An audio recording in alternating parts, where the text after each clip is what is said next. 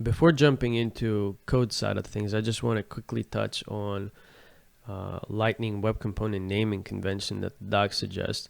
And they suggest naming your components camel case, and they get translated into kebab case whenever we're importing them.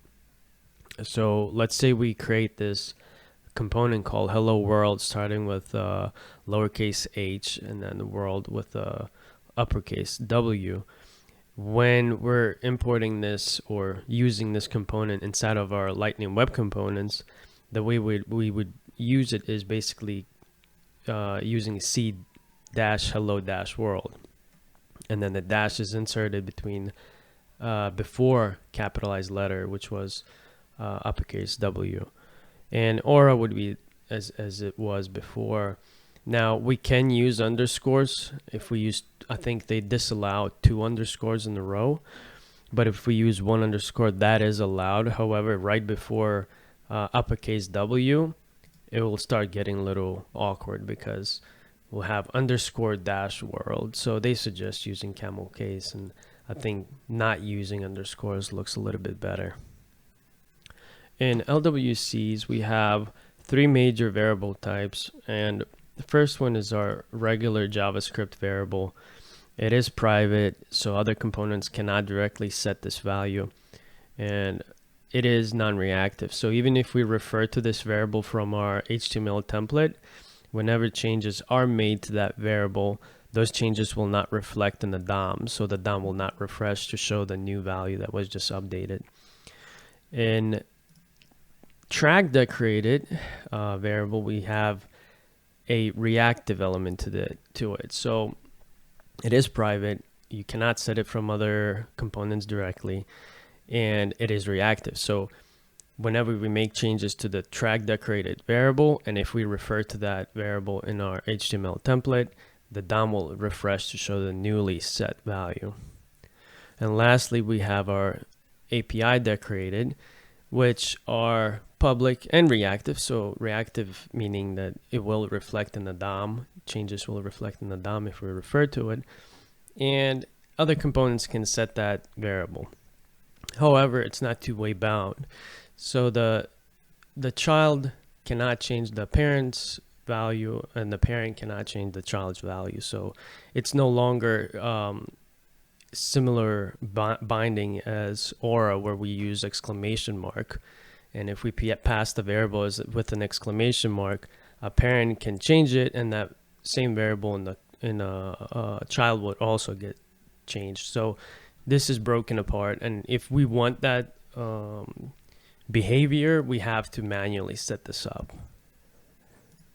Created a Lightning Web Component for us to mess around in and just set up a couple of things. So I just made a placeholder for all our variables. And to use track and API decorators, we first need to import them from LWC. So we'll say track and then API. And the way we declare these variables inside of our class is just simply writing out the variable name and then the value. We don't need to specify const or let or var, so we can simply say simple var equals our value, so simple var. Now for track, we just track and we'll say track var. So track var is the name of the variable, and then the value we'll say track var variable. For API, the same exact way. We'll just call API variable var and make it API variable. Okay, so now to refer to them, we just simply say simple var for the non-decorated one. I think the track one we call track var, and then API we called it API var. So now if we save everything and deploy it, we should see all those values show up here in our HTML. Yep. So now to prove that you know, the first one is non-reactive and track and API are both reactive, we can just create a couple methods. And to create a method, we just start out writing a function just like this. So we'll say change simple. And to refer to the simple var, we have to use this keyword. So this dot simple var, and we'll say it equals new simple var, and we can console log this value so that we know that the value did change, except that it didn't propagate inside our DOM, didn't refresh the DOM. Then we can say change track, and in this case we'll just change the track variable. So we'll say this dot track var equals new track var, and lastly we'll do change API, and we'll make it this dot API var equals new API var, and I'll just assign these functions to onClick event on each p tag. So okay, so here on click we'll do change simple, and I'll just copy paste this to make it more efficient, and then I think I said track and API, change track, change API. Okay, so that's it. Deploy it, and now once this is deployed, whenever we click this p tags, these values will change. So now once we click decorated, it shouldn't change because this is not trackable, but it should say at console log the new value. So as you can see, the simple var is still the old value even though we changed the value. Now track decorator, whenever we click this value will change. So when we click this, it changed. Now because when we click this one, this updated as well, is because we refreshed the whole DOM and it picked up the new value. So that's why you saw this change back. Now decorated API, it's this API variable. Once we click, it's going to be the new API var. And the difference between API and track is private and the API is public. So let's say a parent component of this component could change this value directly simply by passing, if we look at the variable name API var. So API var would be an attribute of that component, and you pass a value to that attribute, and this will reflect right away. The only difference is it's not two-way bound. So whenever we change this value, even if we pass from a child to parent, from parent to the child, whenever we're changing this variable, it will not affect the other component's variable that's tied to the same attribute. Alrighty, so I think that's good enough to just quickly glass over this. Lightning Web Components give us a couple directives that we can use to iterate through items or conditionally render them. So one of them is for rendering for each, for item, for index, and then if true, if false. So let's take a quick look. I created a button, and this button is just toggling this reactive private property to false or true, just flipping it. And let's say when it's true, we can show something, and then when it's false, we can show maybe something else. And we can use simple elements where we can say div. We can create a div, and anything inside of this div will be loaded if some value is true, for instance. So here we'll say that we're going to load this li and say showing if true. And inside of div, we can give this if true directive and say if true, and which value, show item. So show item. We can save and deploy. Now when we toggle it, we see it, right? Now if we said, well, I don't really want a div, I just want an li just show up I don't really want this div to stay here. Even if it's false, this div is gonna stay here. So what we can replace div with is template. And if we have a template, then we have no extra elements polluting it. So now if we do template, it'll be the same thing. Alrighty, so same thing. Now let's say we create another template, and instead of true, we'll say it's false. If it's false, we'll show false. Deploy this.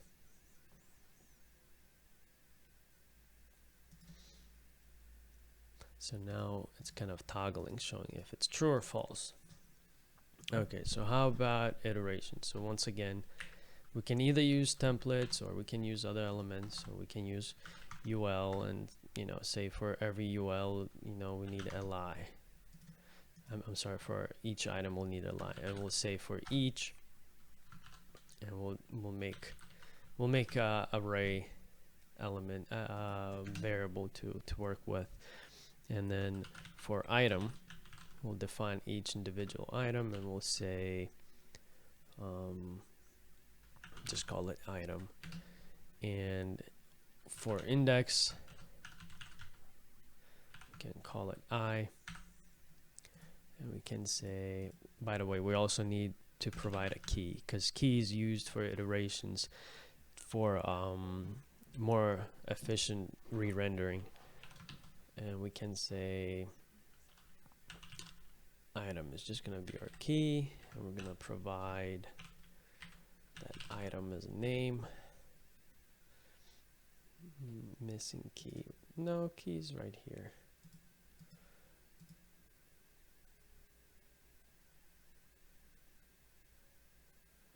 Oh, well, UL is not inside, so this is strange. Okay, and we'll also can say I. Let's see if this complains.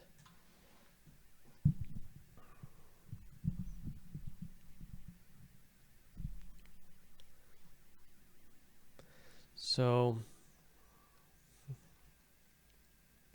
well, in this case, we'll just have to replace it with template. I don't really understand why it complains, but in this case, we'll use a template, and we can use UL around it like this. We'll achieve the same result.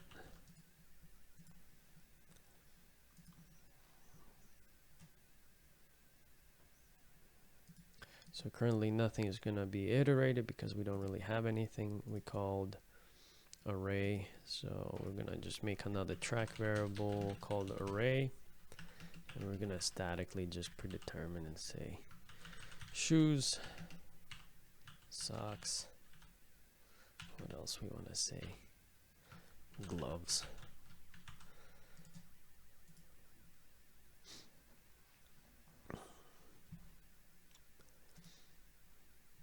And now we get to see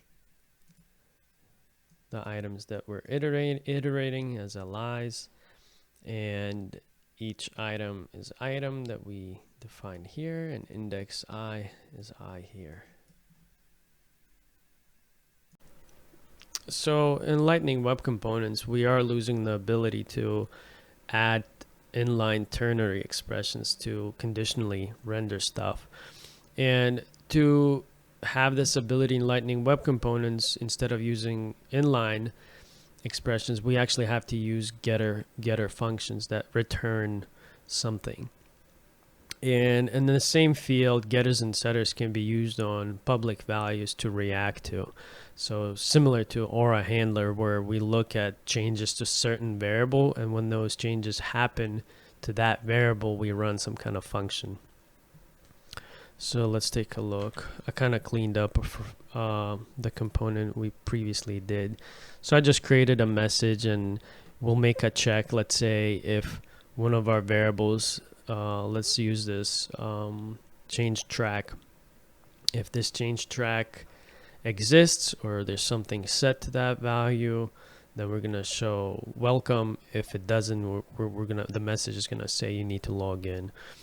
So first, let's create the getter. So the way we create getter function, we just use get word before the function. So for instance, check status, and check status going to return a basically string. So we're gonna say if this dot track var exists, if it does exist, we'll say welcome. Otherwise, we're gonna return and say you need to log in, right? And then the way we just pass this is simply refer to it as check status, simple referring to it exactly the way we refer to variables. And right now, just let's make this null. And let's add that on click. On click. I think we had something change track. There we go. All right, so let's deploy this. Let's see these changes. All right, so currently, because we hard coded the null value, it says need to log in. When we're gonna click on it, we're gonna change it to something. It doesn't really matter. We're just checking if something exists. So if we click it, now it says welcome. So something to remember, that check status getter will rerun at every time DOM refreshes. So every time there's some DOM refreshments, let's say you have 7 of these guys, then every single time the DOM refreshes, 7 of these getters will rerun every single time. So just something to keep in mind. So also, I just wanted to show getters and setters, so reacting to public value changes. So for instance, I created this a handler component, just called it handler, and this handler component is going to have a private variable. We call it variable, make it equal blank, and we're gonna decorate getters and setters with the API. So first we make a getter. So the reason for getter is that when we want to get the value of it, we need a getter, so it needs to return that value. So we'll say get pub var, we'll just call it pub var. And when we do getter, get pub var, we're just going to return variable, this dot variable. Yeah, so we're just going to use this private variable as a means to showing the changes. And we can create setter, and we'll just name it the same way, pub var. And by the way, when you use a setter, you always need a getter, so both of them need to be defined. And pub var by default just needs to return something, and most likely return a variable that we're working with. And then pub var is basically going to take the value that's passed into it, so it's an attribute that gets some kind of value. That's the value that the attribute gets. And let's say we can do something to this value. So first, we probably want to set our private variable to be equals to this value. And then let's say we can concatenate something to it. So for instance, we can say value plus equals 1, 2, 3, and then we'll just set it like this. And we can just console log this dot variable, just to show that this method did actually run. Just deploy this. We don't have any HTML representation for this component, so we'll just import it, add it to our playground. So we're not going to see any HTML representation. And the way we do it is c-handler. We also have to have a closing tag for it, and we need to pass an attribute. So attributes also follow camel case to kebab case. So pub var now is going to be like this, and let's say here we're going to pass a we can just pass our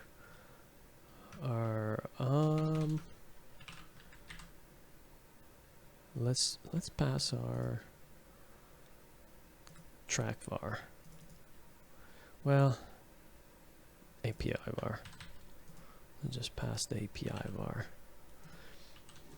So let's deploy this. And now when we're going to refresh it, since this passing of this value happens instantly, we'll see the changes there as well. Here in a console log that we added. So here's a refresh, and you see it says API variable. So that's the variable that API variable holds, API var. And then in the handler, we just concatenate it 1, 2, 3 to that variable and set it to the private non-reactive variable, and then console log that variable. So you can see that, you know, we manipulated that value before setting to something, and sometimes that's going to be the purpose of it. So that check whenever we pass some kind of complicated object that we want to construct to look a little bit simpler, or maybe extract the data that we only need simple things, and instead of looking at some nested mess. All right, so I think that's a good example. Actually, let's show that we can, you know, whenever we change APIs. So let's say we're just gonna click. We're gonna on click. We're just gonna get change API, just to show that whenever we click, that API value will change, which this value will change being passed to pub var. And pub var once again will react to that change and will concatenate the new 1, 2, 3 to that change as well. So here you go. Now let's click it. Sorry, there's no HTML representation, so I'm just gonna add it to that p tag that we have, just to show that this works. All right, so once we click it, you can see that the new value was set, and then once again, because it was set, setter will add it, concatenate at 1, 2, 3 at the end of it. And even though we're clicking, it's actually changing, but the value is the same, so it's not reacting to it.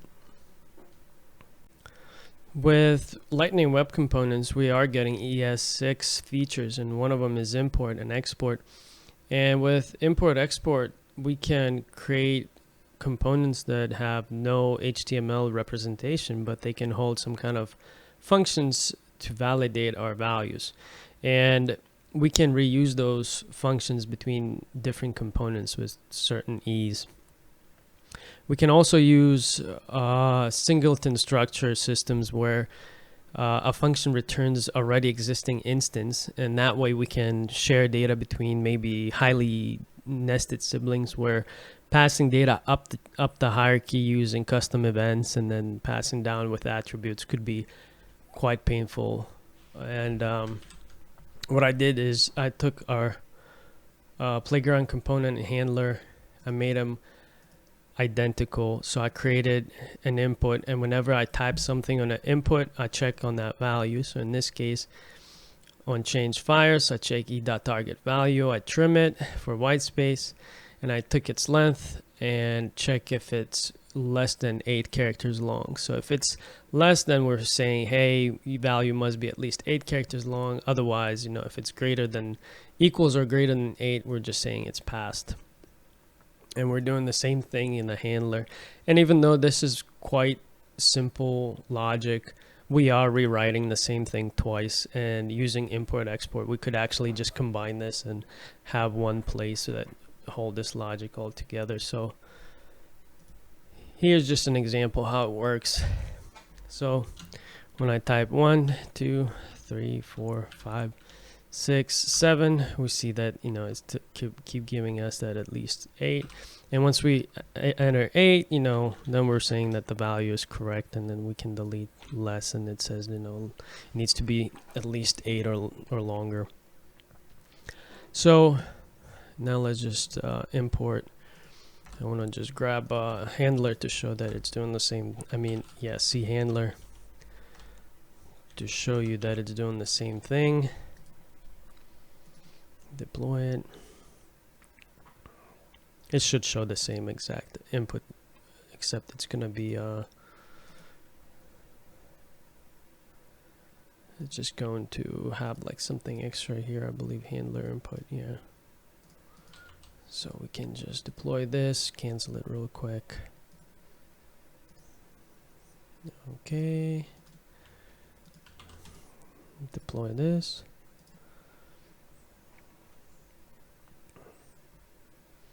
All right, just refresh. All right, so now this is for playground, and the other one is for handler, and it's doing exactly the same thing, except that it's two different components, but they're not reusing the code. So how do we create a reusable component? So just go and create a new Lightning Web component, and we're just gonna call it validations. Put it in the regular and validations. We can just delete everything here. We don't need anything. We can delete the HTML file. We don't need that. Move to recycling, validations. Okay, so we just have this file, and we'll just simply say const validate length. We're gonna create a function. When you pass a value to it, we are going to say if, well, we're just gonna copy paste the existing logic. We'll just take this.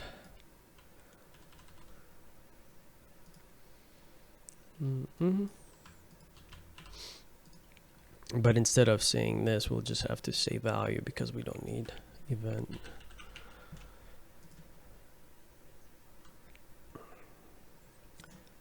Okay, and we can export it, console logs. Instead of console logging, we're just gonna return something. We don't need else in this case. Return false, so it didn't pass, and then return true otherwise. So now we have this function called validate length. We've exported it. It's very simple. And to import this component, so first we need to deploy this. Import this inside of our playground where we want to use this. So we go to our playground.js file, and here we're just going to say import, and we'll say validate length, and we're going to import from, it's going to be c-validations. So we have that, and then we can say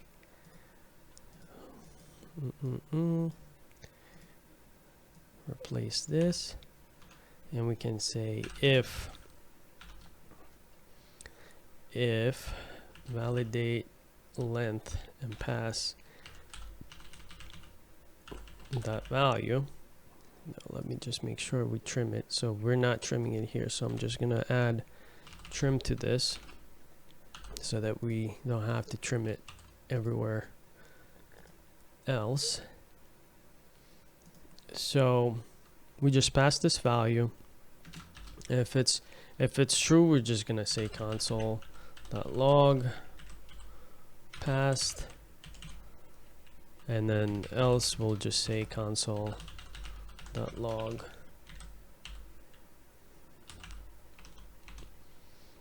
val needs to be at least 8 chars long. Now deploy it.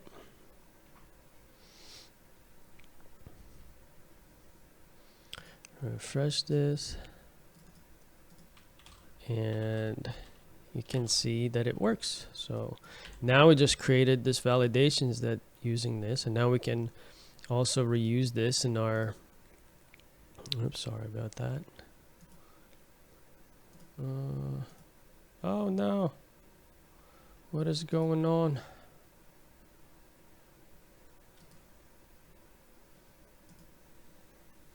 All right, I'm back fixing my VS Code. So inside of handler, we just have to use same thing. So inside of handler, would say import. We have to import that validate length from, and we'll say C/validations.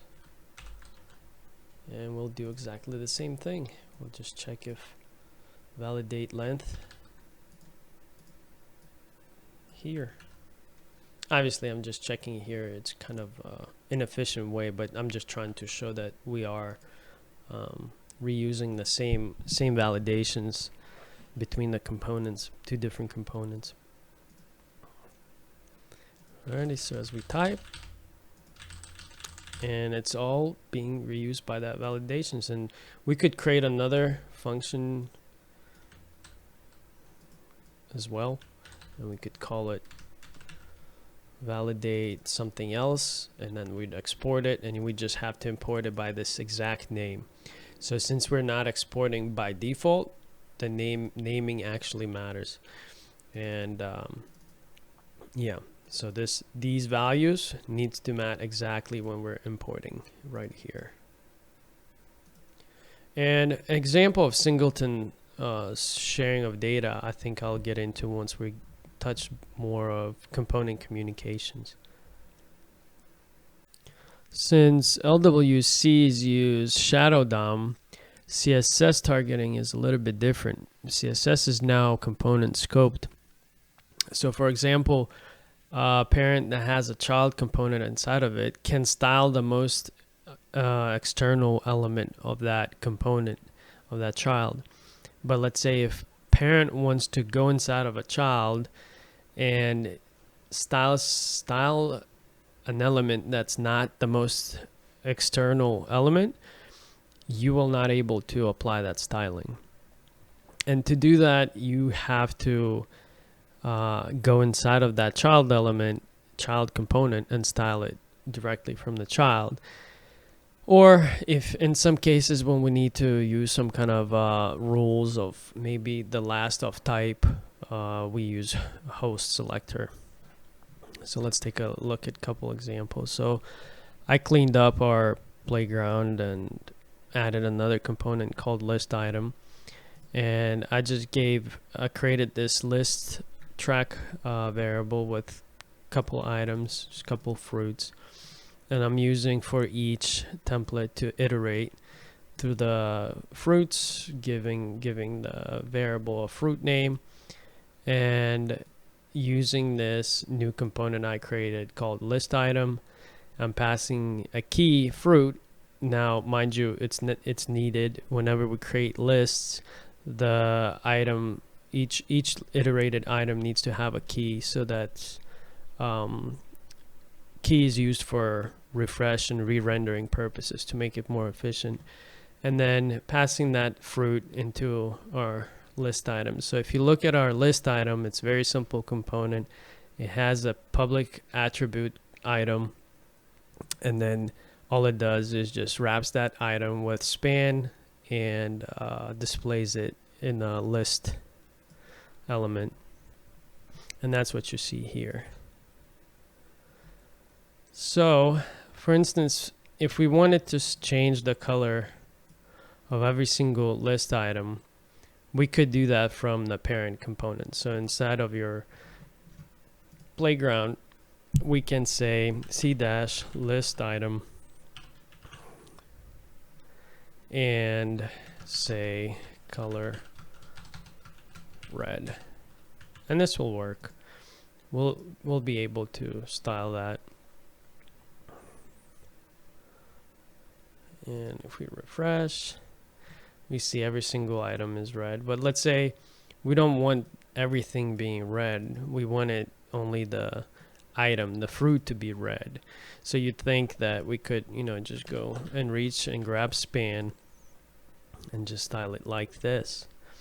Unfortunately, as mentioned before, you cannot reach inside of a child component and style it that way. So as you can see, this doesn't work. So we can forget about that solution. So that solution would be going inside of here and giving span red, color red. And that's for the cases that we want every single item to be red, every single span wrapper to be red. Now, mind you, that's not always the ideal case, and we would like to style it from above. For instance, when we want to style, maybe only the last item in the list should be red. So this span should be only red if it's the last item. And that's when we can use host.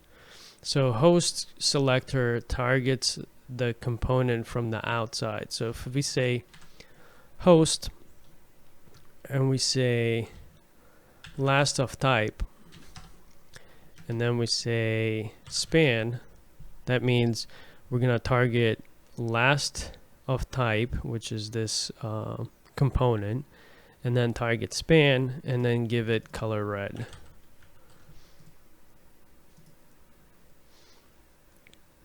Because other way we wouldn't be able to do this from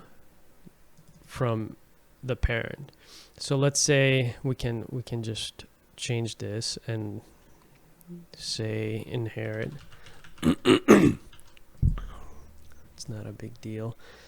So if we change this back, so for instance, if we wanted to change the whole thing to be red, we are fine to do this from outside.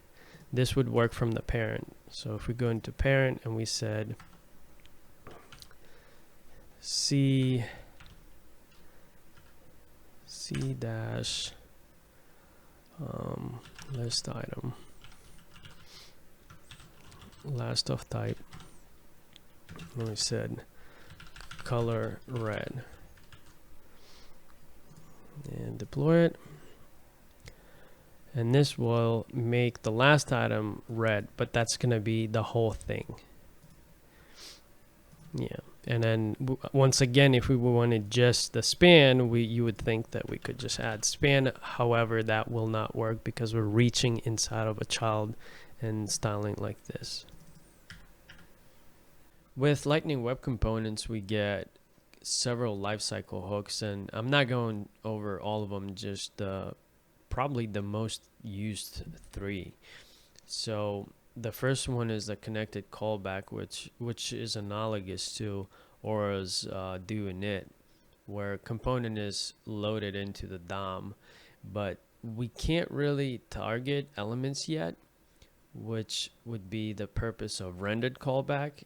When render callback fires is when all the components in the hierarchy of the component are already rendered, and we can actually use like template query selector and manipulate the items.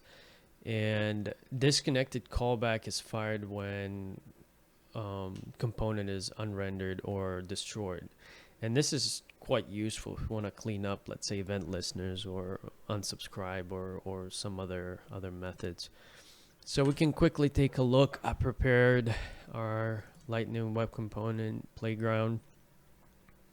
All I did is just create a button that shows or hides this one list item component, which just spits out a li with whatever we pass as an item. And template if true is just basically checking if this is true, show it. If this is false, don't show it. And toggle item method is just toggling true and false. So here's the toggle item, which takes the show item and then flips it. And show item is your reactive property, and by default it's false. So if we click this item, we see it, awesome item, just like as we passed here. We click it again, we hide it.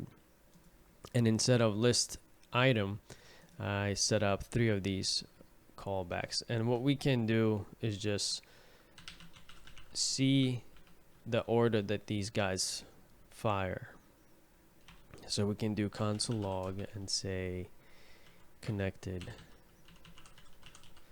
and then we'll just copy the same thing, and we'll say rendered, and here we'll say disconnected. So if we save this, we'll be able to see the order that these guys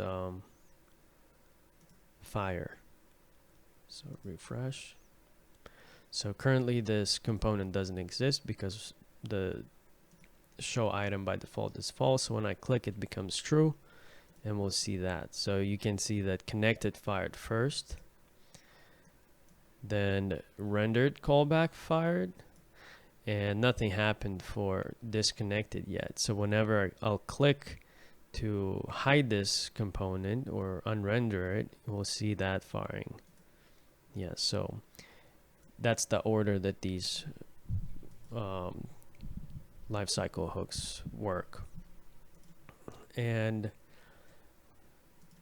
I think that's good enough. It just maybe another thing we can say, well, a list item, let's say we can try and pick up this li just for the example's sake. So let's say if we try to do this in a connected callback and say this dot template dot query selector and say let's target li, and let's set it to li equals this, and then we can console.log li, and we can do the same thing. We'll do comma connected. We'll do here the same thing.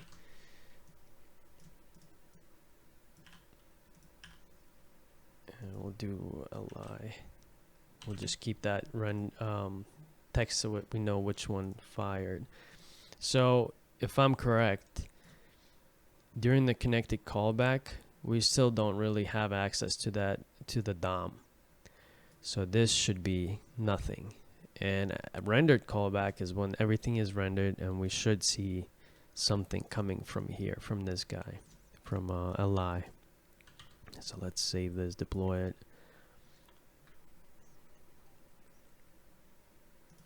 So refresh, toggle it, and as I said, when connected, we couldn't really target this li, but after rendered, now we're actually able to, you know, target this guy and actually get this information where, you know, class name, for instance, there's nothing, clan height.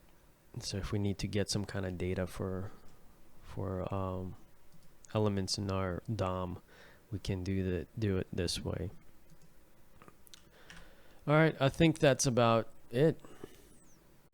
One more thing, I just wanted to bring this up. Rendered callback will fire every time the component re-renders. And if we want to use it just once after the component rendered and not fire that again, we would need to add like a little private check. So for instance, we could create a new variable called loaded, set it by default to false, and in our rendered callback, we would need to check if this dot loaded is false, we're gonna run our code, and then once we're done running the code, we can set this dot loaded to be true, equals true. And in this case, if this rendered callback only going to fire once when it loaded, and it will not fire again if it's re-rendered. Just wanted to bring this up.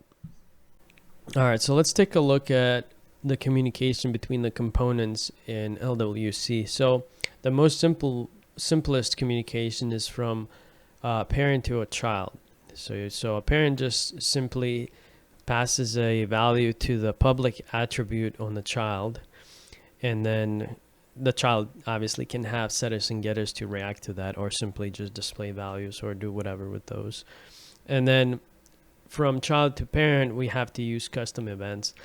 So inside of our parent, we subscribe to that custom event, and whenever that custom event is fired, we handle that custom event with one of our functions inside of a parent.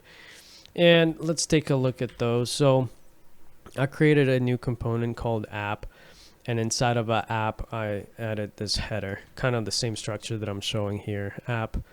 app is the wrapping component. So if we wanted to pass something to the header, it's simple as this header needs to have a public property or a public attribute variable, and we'll call it value. We can just define it. Nope, just value. Yep. And we're gonna deploy that. And when we pass this, we can just say value equals ABC. And then the header can do whatever it wants with that value. Can display it, like here, we can just say value. So that's the very simplest way from parent to child. Nothing really to it. And as previous section when we looked at getters and setters, and we can handle the changes and such. Alrighty. Value deploy.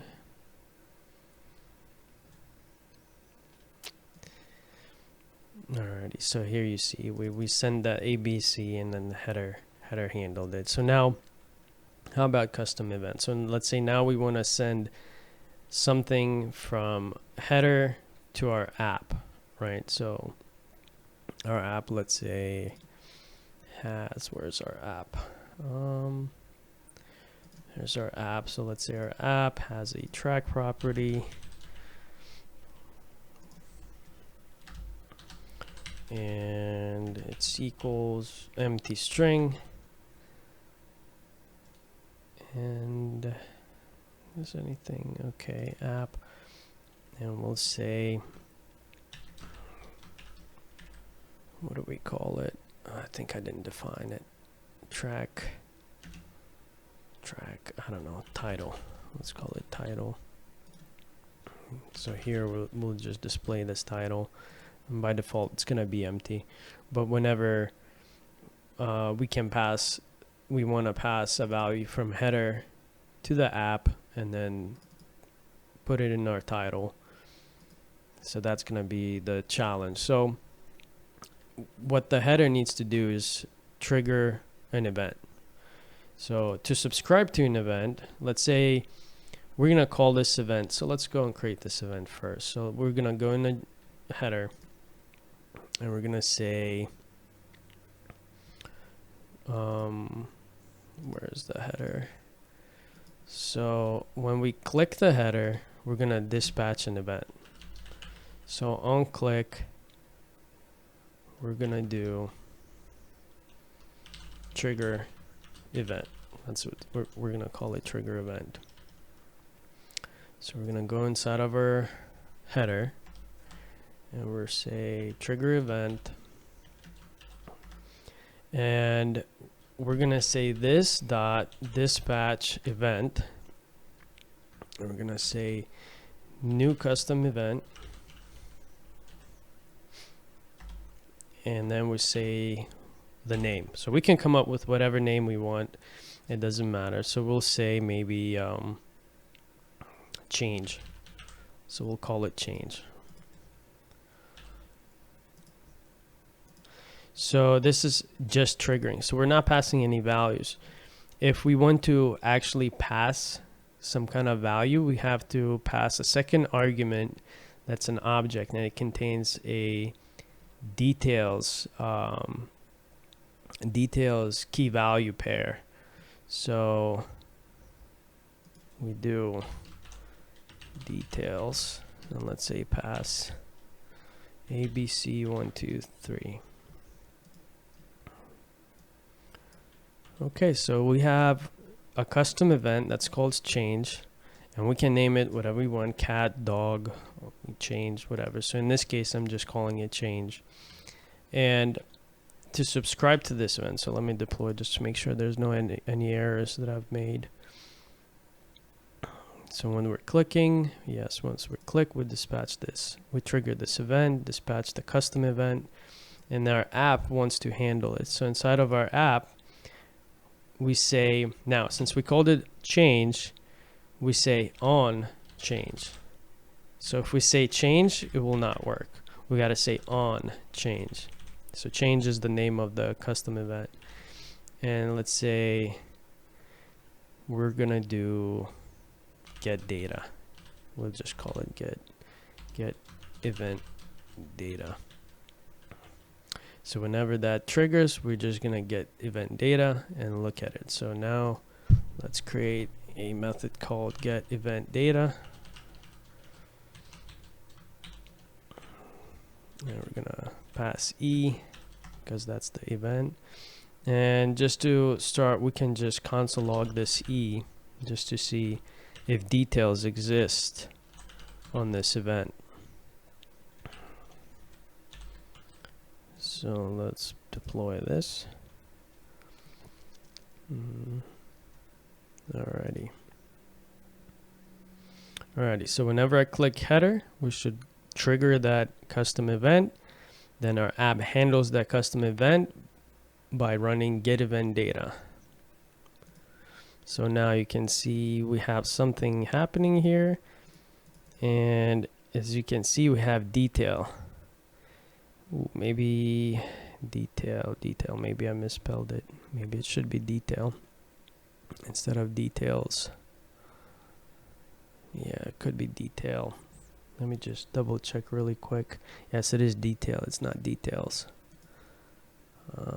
Where's our header? Yeah, so we just have to change that. But yes, that's the key value pair that's going to contain. We can pass a complicated object or array, whatever we want in there. All right, so let's try that. Let's check our detail, and here you go. That's the value ABC123. So in our app, we could do whatever we would want. Console log.e.detail. And well, we don't need to. We already showed that we can do that. So we can simply say this dot title equals e dot detail. So now whenever we trigger that event, we handle it and we set our title to equals that detail. Alrighty, so I'm going to click the header and here's the value. So these two are the simpler ways, simple ways from, parent to child and from child to parent. So when we need to pass data between siblings, specifically when they're nested, that process can get a little tricky if we use the traditional method where we use employ custom events and then passing attributes. So in this example, I've created an app, which is a container component, and it has header and body inside of it, and then the header has a search bar and body has an item list. And the idea is that I can filter the item list while I'm typing inside of a search bar. So in this case, we'd have to pass this data up to header, from header to app. From app, we have to pass down the attributes to body, and then from body to item list. And we could simplify using event bubbling and just kind of being able to pass it straight to app.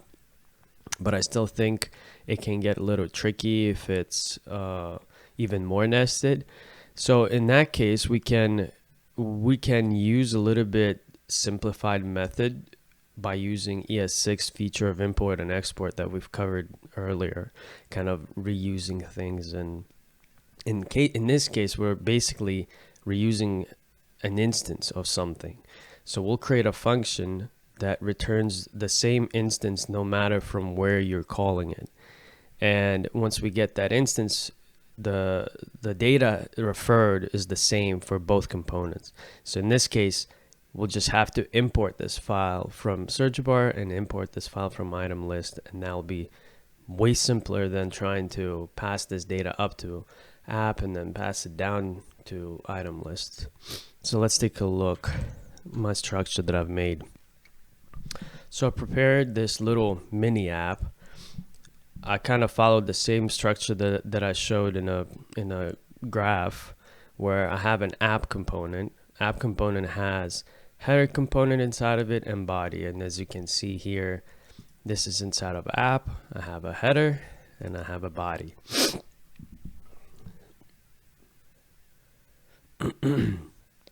Now if we go to header, just to take a look, inside of a header we have a search bar, so that's the guy. And if we go to the body, we have item list, which is currently just a single entry.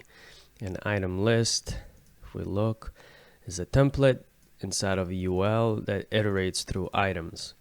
And items is just a track variable with very simple one-dimensional array.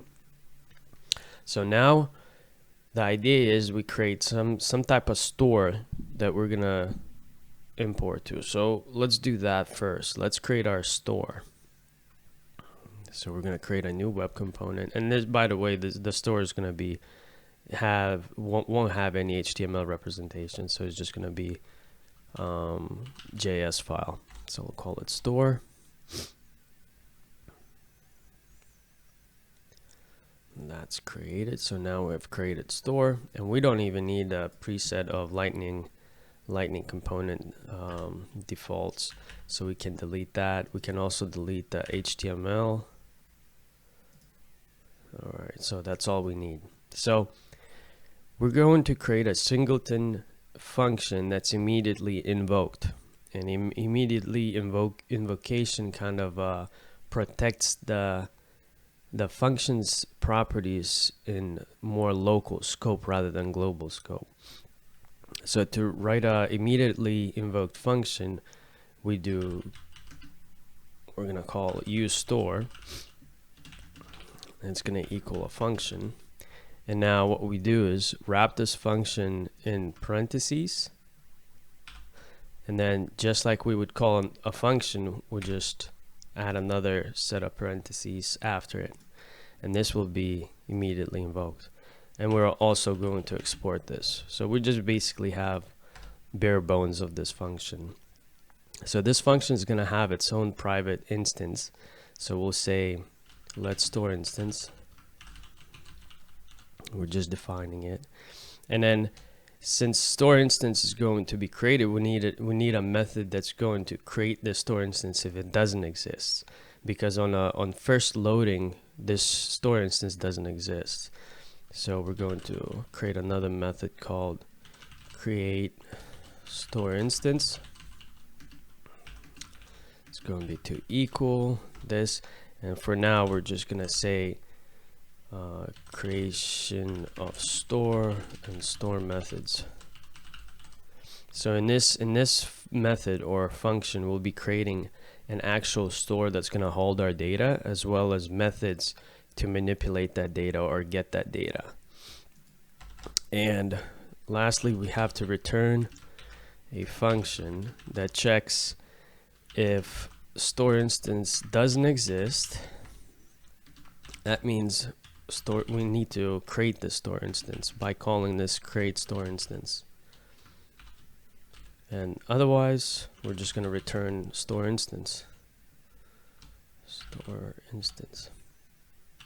And here we have bare bones of a singleton.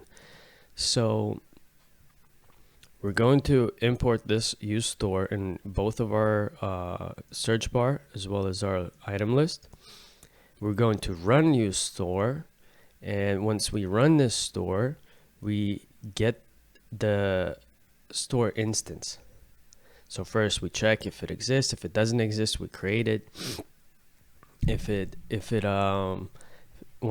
does exist, we return it and we get access to the store. So in this store, we just basically create our actual store. So that's where our data is going to be stored.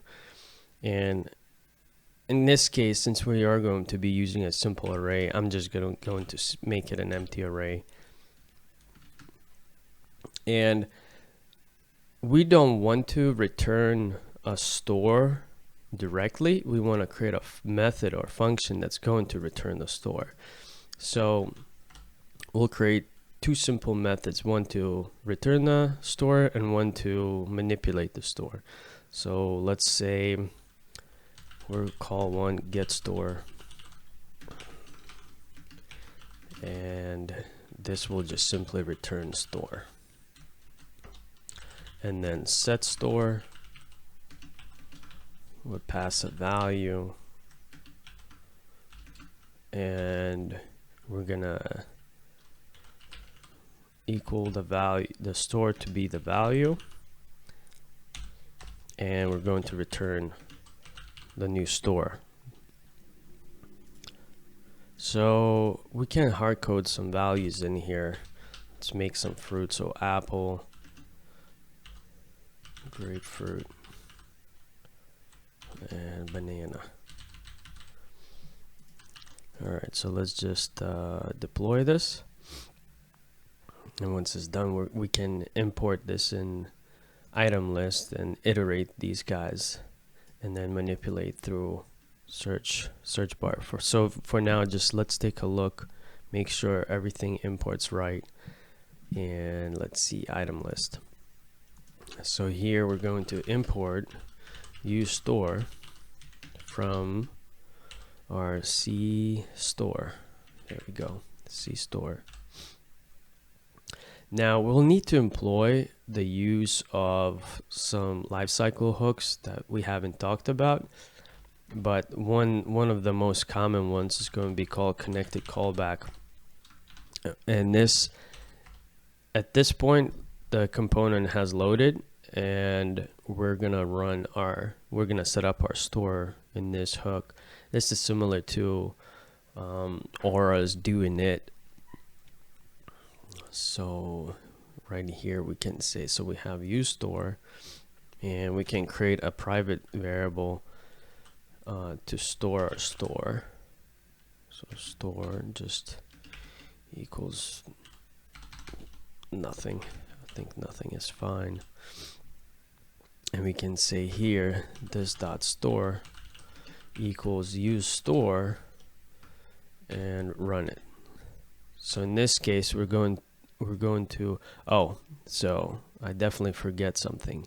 We're not returning anything from create store instance, and in this case this would be a problem. So we actually have to return these two methods. Return, and we're gonna make an object and return get store as well as set store. So now we're good. Otherwise this would be kind of pointless, because you nothing returns from this function. So when we call it here, the store instance will not really get anything because nothing is being returned. So we're going to deploy this. Make sure it's all good. Okay, and an item list. So now this dot store basically will contain these two methods. So our store will be able to run two of these methods to manipulate stuff in this store. So here what we can do, so this store, and then we can say this dot store,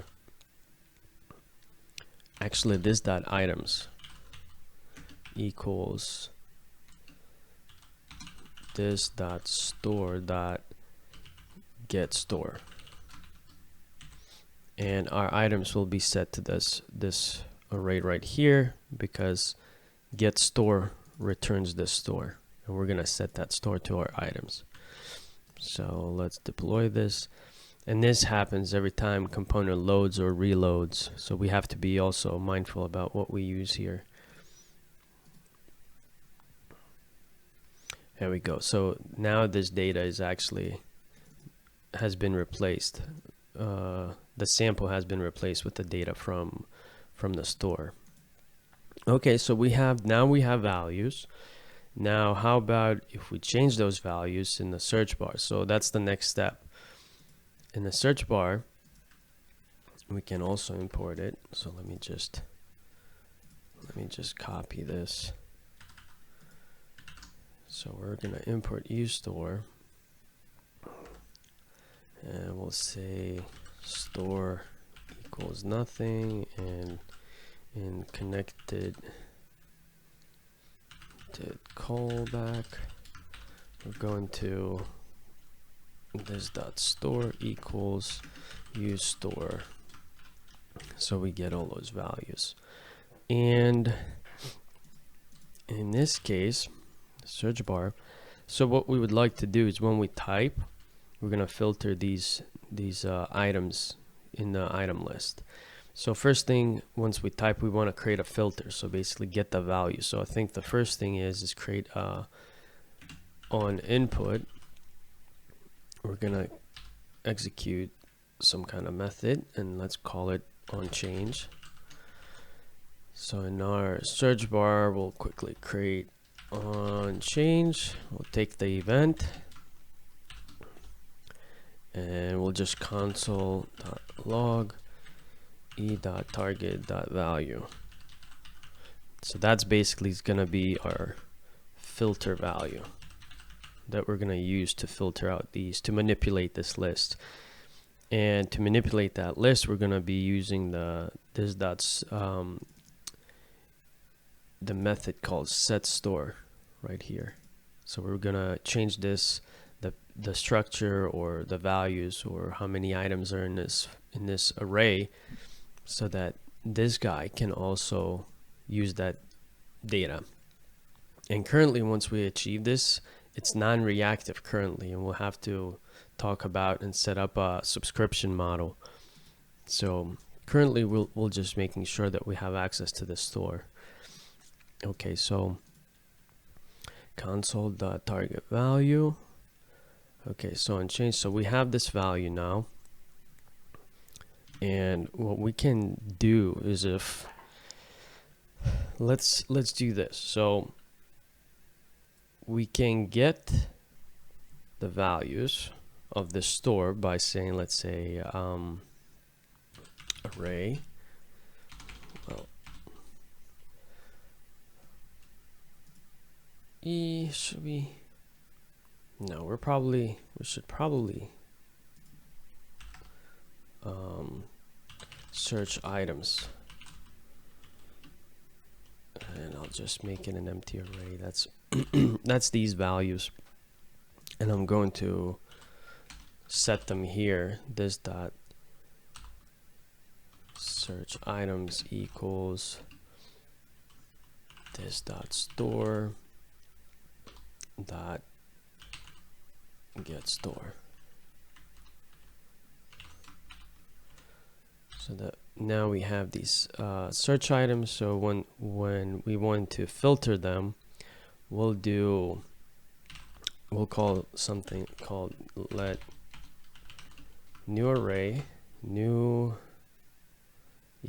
items, and we're going to use this dot search items dot filter. Filter method is going to return a new array. So it takes a function. So for each item in the array, we have to return, and we'll return an item dot index of, and that's that's our filtered value. So that's the value. We're basically checking if any of the items, we're returning all the items that have the type 10 value in that is greater than -1, because if index of, if the value is not found in an array, it's going to return a -1. So new items, and we can say console.log new items, just to make sure this actually works.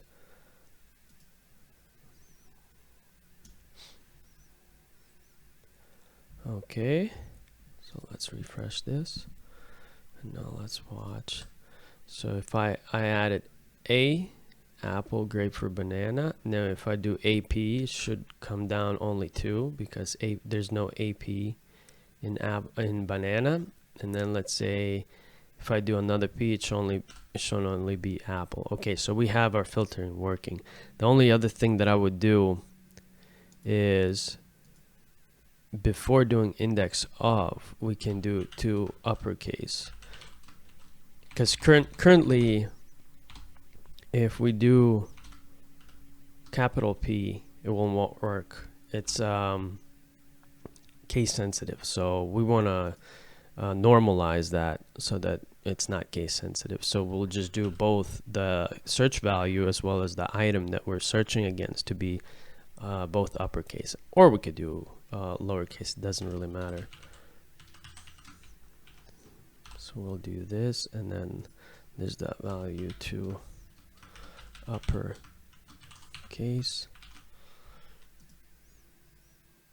and that should do it. Let's just check it once again. Okay. Oh, we might have made a boo-boo. Okay, so upper is not a to uppercase. Okay, so I misspelled this right here.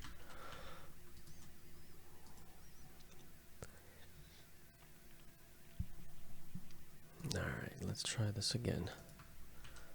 All right, so now you can see that we return whatever the value is, but we're not having it case sensitive, which is great.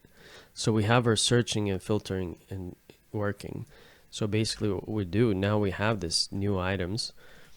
So what we'll do is we'll use this dot store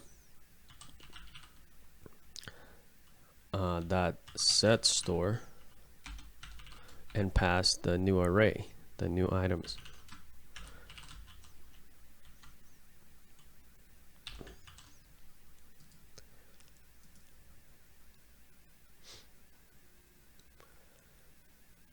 So every time we'll type in here, we'll be changing the array depending on what we're returning. So Apple, now currently this is not reacting. So what we can do is for a moment, we can, where's the list item?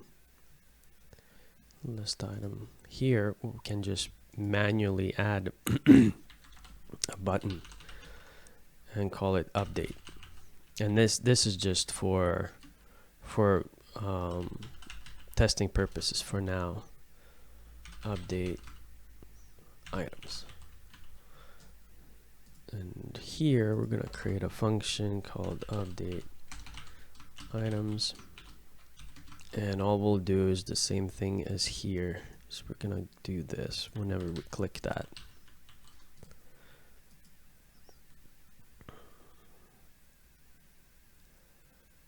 Okay, so now we have update. So let's say if we entered Apple and update, you can see that it's only Apple. If we do AP, it should be Apple and grapefruit, and that's what we see. So we're getting the correct data. It's just that we're not updating whenever the changes happen.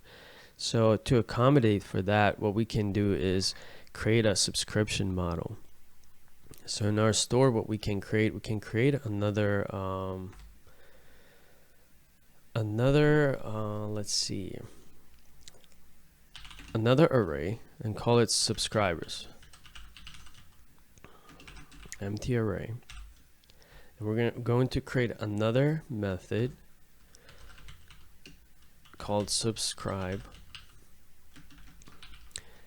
and we're going to pass a function to it. Think of it as a callback function. And what we're going to do is we're going to do subscribers dot push, and we're going to push this function into the subscribers list. That's all we're going to do. So the subscribe method, we're also going to return it. And now, before we return store, and after setting that new store, new value in our set store, we can iterate through subscribers and run that function. So for instance, here we can say subscribers dot for each, and we'll say for each function, we're just going to execute that function. So whatever we passed, the function that we pass from one of our components that need to listen to the changes, we're just going to do that update store. We're going to pass that update store, and anytime the store is set, we're going to iterate through all those functions and run those functions, because we could have, let's say, 7 different components that need to know the updates, and subscribers would be, holding all those 7 functions that would iterate through and run them to let the other components know that some changes were made to the store. Okay, so let's just deploy this.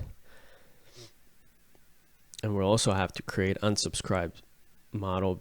If we're not careful, we can pollute this with multiple subscribers. So now our item list needs to subscribe. So we have this value, and to subscribe, once again, we're going to use a connected callback, and here we're going to say this dot store dot subscribe,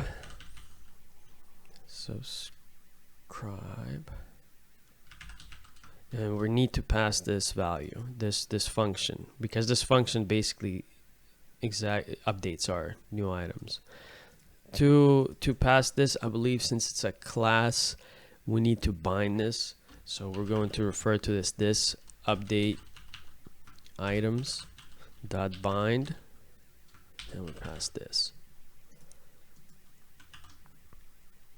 So now, if we haven't made any mistakes, as we type, the changes should occur right away as we type. Okay, so apple, yep, and then banana, yep.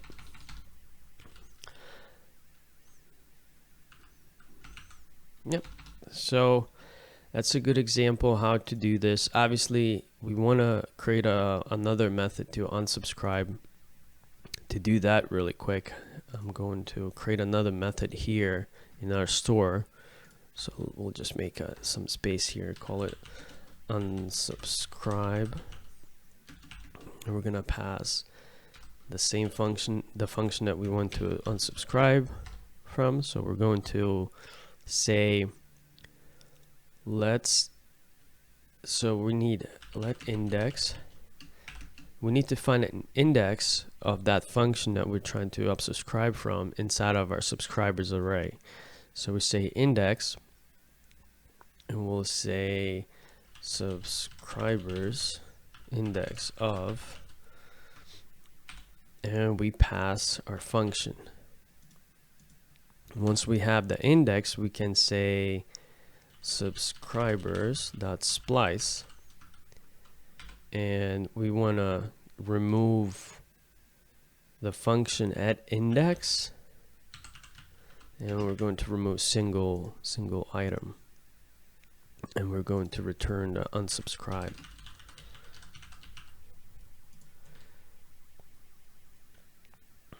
Okay, so let's deploy this. So now we have unsubscribe method as well. And with these lifecycle hooks that we have inside of our item list and other components, like connected callback, if we don't unsubscribe from here and this component reloads, we actually add this function twice.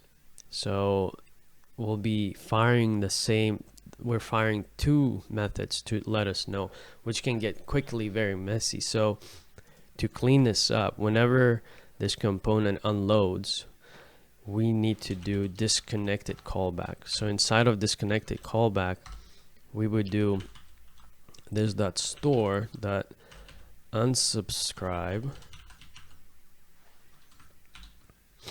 and we pass the same function that we used for unsubscribe.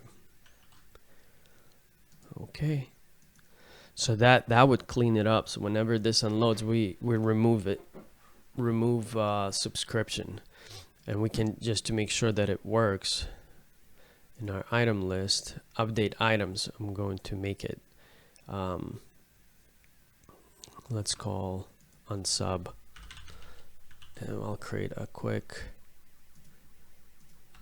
new method called unsub, and we will do this .store .unsubscribe and pass this right here so that we can explore. So that update button is just going to be in place for unsubscribe. So now once we unsubscribe, we will not be listening to the changes. So it looks like, so currently if we type Apple, okay, and now let's say we're on Apple and we click unsubscribe and delete this and type anything else, and no changes are occurring because we're already unsubscribed. All right, so I know that this can be a little convoluted and a little bit tricky, but I think this is way simpler setup than using some crazy custom events and prop drilling to get to this data. And you don't have to use for sibling communication. If this could be your global store that can contain user information that maybe a lot of other components need, so that you don't have to replicate other stuff to get the user information and such. Apex calls were made to be rather simple in Lightning Web Components, and we can just use promises to handle the response as well as catch blocks to handle errors. So let's quickly take a look at what we have. So I just cleared up my playground component and just added a iteration of variable fruits, and we just go through it and spit out an li for each fruit. And if you look at JS file, I just created a private reactive variable called fruits, and it's currently empty array. And I just created a very simple Apex controller with a very simple method that just returns a predetermined list of fruits. So it's rather simple. And now to call and get the fruits from this Apex method, we first need to import, and I'll call it anything for now, from, and you're gonna start with at salesforce, and you're gonna choose salesforce/apex, then slash the name of your controller. So in my case it's fruits, as you can see, and then you do dot and the method that you're trying to use. So in my case it's get fruits, so dot get fruits. And since it's a default export, we can call it whatever we want, but I'll just keep it get fruits by default. And now once again I'll use connected callback lifecycle hook.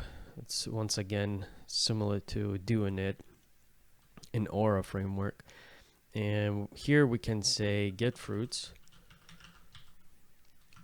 as a function, and then we say dot then. So now we're going to take a response, and in that response we're going to say that this dot fruits is equals response, because response will be returning the array of these fruits, so we don't have to manipulate the structure or anything like that. And at the end we say dot catch, and we say that we're just gonna console log the error if we do get an error.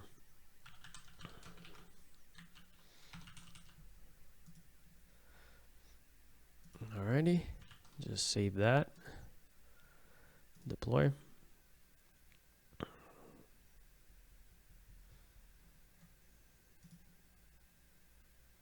And here's our list.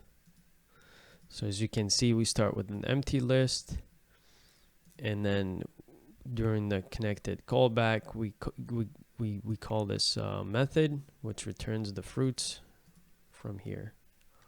And just to make a point, we can just delete this grapefruit, so now it's only 2.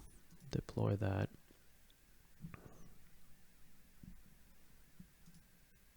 And now it's only 2, apple, banana. All right, so I think that's quite simple, and I do believe this is much cleaner way to use Apex methods than Aura framework.